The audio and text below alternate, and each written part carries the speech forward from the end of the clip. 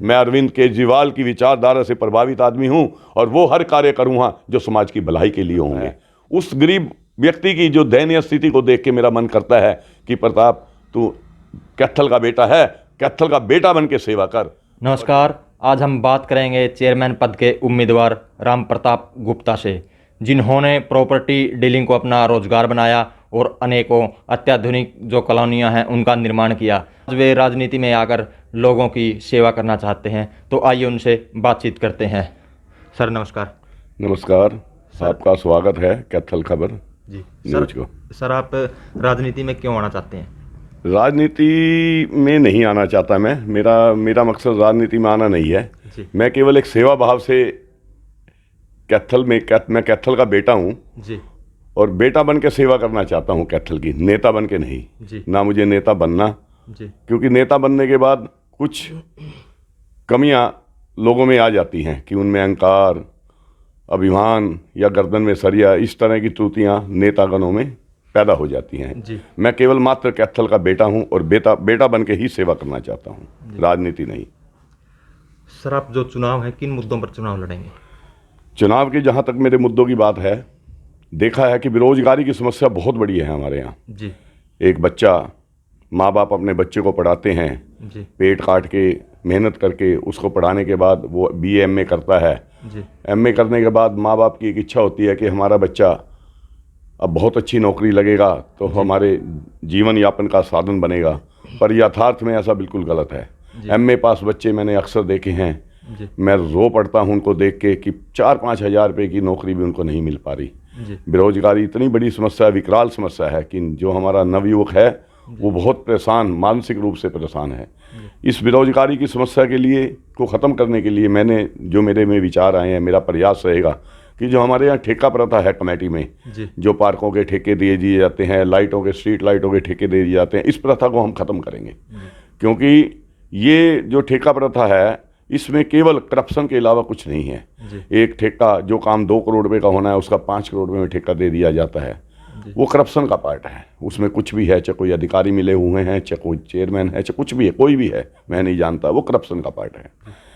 मैं ये चाहता हूँ कि अगर छत्री बिरादरी ने ये चाहा, बाबे की मेहर हुई और आप सबका आशीर्वाद मिला, तो ये माला मेरी माला नहीं है, ये आप सब समाज की माला है। ठेका प्रथा खत्म करने से 2 फायदे होंगे। एक तो हमारे पैसे बचेंगे, जो 2 करोड़ का काम है वो 2 करोड़ में ही हो पाएगा, 5 में नहीं होगा। 3 करोड़ पे तो वो हमारे बचेंगे सपोज। और उसके बाद जो ठेकेदार है वो बाहर के बच्चों को लगाता है यहाँ।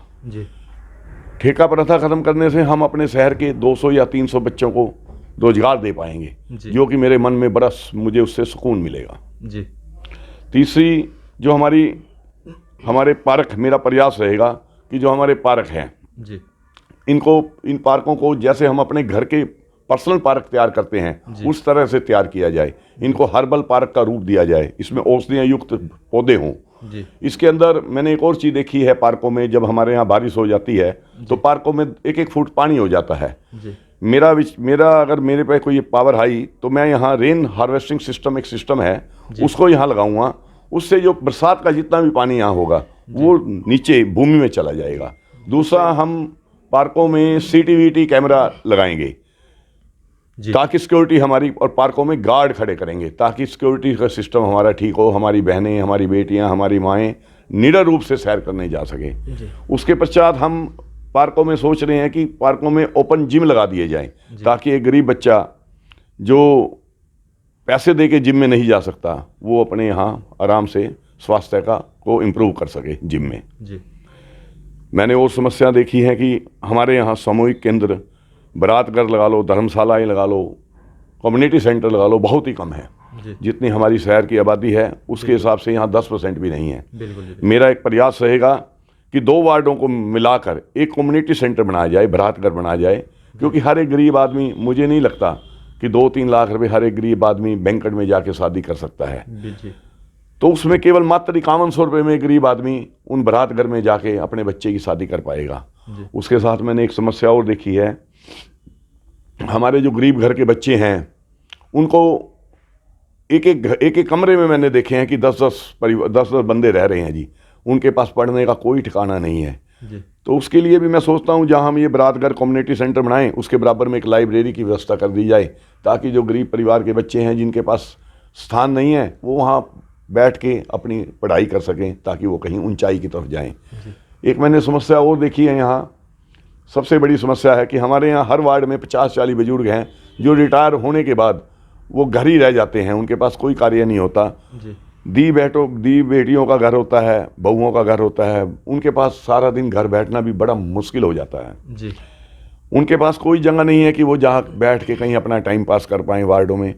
मेरी ये प्रयास रहेगा कि जहाँ हम कम्युनिटी सेंटर बनाएं, बरातघर बनाएं, उसके साथ लाइब्रेरी बनाएं और एक हॉल भी बनाएं बुजुर्गों के लिए, जो मेरे पिता तुल्य बुजुर्ग हैं, ताकि वो बैठ के वहाँ आराम से अपना सुख दुख बतला सकें। जी जो मैंने यहाँ देखा है कि यहाँ सड़कों की हालत, गलियों की, नालियों की बहुत ख़राब है। जी और मैंने जो सबसे बड़ी समस्या देखी, बिजली की समस्या तो विकराल रूप लिए हुए है। आज हमने अगर बिजली की, मेरे सामने ही, मेरी कोठी के सामने लाइट ख़राब है, पर मैंने 3 महीने हो गए कहते कहते पर लाइट ठीक करने वाला नहीं आता। जी मेरा ये प्रयास रहेगा कि ये छोटी छोटी जो समस्याएं हैं ना, इनके लिए लोग कमेटी के जो चक्कर काटते हैं वो चक्कर काटना बंद हो जाएं, जी और उनके लिए टोल फ्री, मेरा प्रयास रहेगा कि उनको टोल फ्री नंबर से जोड़ा जाए। जी जब भी अगर आपकी किसी भी व्यक्ति की लाइट ख़राब है तो वो टोल फ्री नंबर पे कंप्लेंट दर्ज कराए। उस कंप्लेंट दर्ज कराने के 24 या 36 घंटे के अंदर उससे संबंधित अधिकारी उस कंप्लेंट को पढ़ के आपके पास आएगा और आपकी लाइट ठीक कर, कंप्लेंट जो भी कंप्लेंट करता है शिकायतकर्ता के पास आएगा और उसको ठीक करके उससे लिखवा के जाएगा कि आपकी लाइट ठीक हो गई है। इसी तरह जो हमारा हाउस टैक्स है, एक पोर्टल बना दिया जाएगा कि आप ऐप के साथ उसको मोबाइल के साथ जोड़ दिया जाएगा। आपने अपना हाउस टैक्स देखना है, आप अपने मोबाइल में देख सकते हो कि मैंने 230 रुपये हाउस टैक्स है, तो आप टोल फ्री नंबर पे फ़ोन करोगे तो वो वहाँ से कमेटी से एक बंदा रसीद लेके आएगा, आपके घर आपकी रसीद, आपसे पैसे लेके जाएगा, आपको रसीद दे के जाएगा। मेरा ये प्रयास रहेगा कि जो ये कमेटी में लोग चक्कर काट काट के दुखी हो जाते हैं, ये चीज़ें सब खत्म हो जाए। एक मेरा प्रयास एक और रहेगा जो मैंने देखा है, कमेटी में जब भी लोग एमसी बनते हैं, एमसी बनने से पहले बहुत वादे करते हैं, बहुत वादे करने के बाद जब वो एमसी बन जाते हैं उस वार्ड में जाके भी नहीं देखते, ना एमसी देखते ना चेयरमैन देखता। मेरा एक नया प्रयास जो मुझे लगता है मुझे उसकी जरूरत लगेगी, मेरा ये प्रयास रहेगा कि मैं चेयरमैन आपके द्वार एक प्रोग्राम शुरू करूँगा, उसमें चेयरमैन, कमेटी का चेयरमैन, उस एरिया का एमसी और नगर परिषद के जितने भी वरिष्ठ अधिकारी हैं वो सब हमारे साथ चलें, लोगों के बीच में बैठ के समस्याएं सुने और उनका हल। जो देखा है, एक मैं अपने शहर को ग्रीन और क्लीन देखना चाहता हूँ। जो मेरे मन में है कि मेरा शहर इतना सुंदर नजर आए कि हरियाणा में नंबर 1 पे मेरा शहर हो, लोग इसको देखने के लिए तरसें। जी, गरीब आदमी स्वास्थ्य सुविधाओं के लिए बड़ा तरसता है। अब हमारे यहाँ पीजीआई बनी हुई है, वहाँ ठीक है मात्र 5 रुपये में आप डॉक्टर को दिखा सकते हो, पर एक गरीब आदमी 40 रुपये रिक्शा के वहाँ जाने के और आने के नहीं दे सकता। जिसके लिए मेरा प्रयास रहेगा कि मैं अपना क्लिनिक के नाम से मोहल्ले में क्लिनिक चलाया जाए, ताकि गरीब आदमी वहीं मोहल्ले में हर वार्ड में क्लिनिक की व्यवस्था की जाए, ताकि हर आदमी इतनी दूर ना जाके वहीं अपने गली के बाहर ही नुक्कड़ पे अपनी दवाई पट्टी का इंतजाम कर सके। सर, आप कौन सी पार्टी से चुनाव लड़ना चाहते हैं? मेरी तो 36 बार बिरादरी ही मेरी पार्टी है। इन्हीं को मेरी समान रूप से मैं उन 36 बिरादरी को देखता हूँ। 36 मेरी आंखें हैं, जात पात की मैं बिरादरी से मैं दूर हूँ। जी सर, एक मेरा वो थोड़ा कड़वा सवाल है, तो लोग आपको वोट क्यों दें? लोग मुझे वोट क्यों दें? मैं ये जो मेरा विजन है, मेरा जो इतिहास रहा है, मेरी जो नर्मता, मेरा जो प्यार, जो लोगों ने मुझे मान सम्मान दिया है और जो मैंने लोगों को मान सम्मान दिया है, उसको देख के, मेरे विजन को देख के, मेरी अच्छाई को देख के लोग मुझे वोट देंगे, इस बात का मुझे बिल्कुल एहसास है। क्योंकि मैं गरीब आदमी का हितैषी हूँ, मैं अरविंद केजरीवाल की विचारधारा से प्रभावित आदमी हूँ और वो हर कार्य करूँगा जो समाज की भलाई के लिए होंगे। जो आप राजनीति में आना चाहते हैं, तो ये विचार कैसे आया आपके मन में? ये तो मुझे भी नहीं पता लगता। आपने ये ऐसा क्वेश्चन पूछा है, ये क्वेश्चन तो मेरे को लगभग 20 लोगों ने पूछा, इसका जवाब भी मेरे पास नहीं है। आज से पहले मैं इस राजनीति में बिल्कुल भी मेरा कहीं भी मन नहीं था। ये तो पता नहीं बाबा खेड़े ने, देवी माँ ने, पितरों ने, किसका आशीर्वाद से मेरे मुंह से हाँ निकलती चली गई। और जो मैंने देखा है गरीब आदमी की दयनीय स्थिति, उसको देख के भी मेरा मन रोने लगता है। उस गरीब व्यक्ति की जो दयनीय स्थिति को देख के मेरा मन करता है कि प्रताप, तू कैथल का बेटा है, कैथल का बेटा बन के सेवा कर। और मेरा यही प्रयास रहेगा कि मैं कैथल का बेटा हूँ, कैथल का बेटा बन के ही सेवा करूँगा, नेता नहीं बनूँगा। जनसंपर्क के लिए आपकी क्या रणनीति है? मैं जनसंपर्क अभियान की जहाँ तक बात है, मैं हर गली में, नुक्कड़ पे, चौराहों पे, गली मोहल्लों में वहाँ जा जा के लोगों से मिलता हूँ। कुछ मेरे साथी इस मेरे प्रचार में बहुत तेज़ी से जुड़े हैं, वो भी जनसंपर्क अभियान को बहुत तेज़ी से बढ़ा रहे हैं।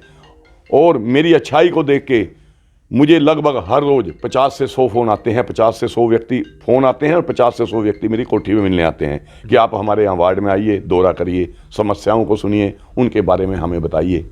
तो इस तरह से मेरा जनसंपर्क अभियान है जो बहुत तेज़ी से फैल रहा है। और मुझे लगता है कि ये जिस तेज़ी से फैल रहा है, एक दिन इतनी ऊंचाई छुएगा कि लोग याद किया करेंगे कि ये क्या जनसंपर्क।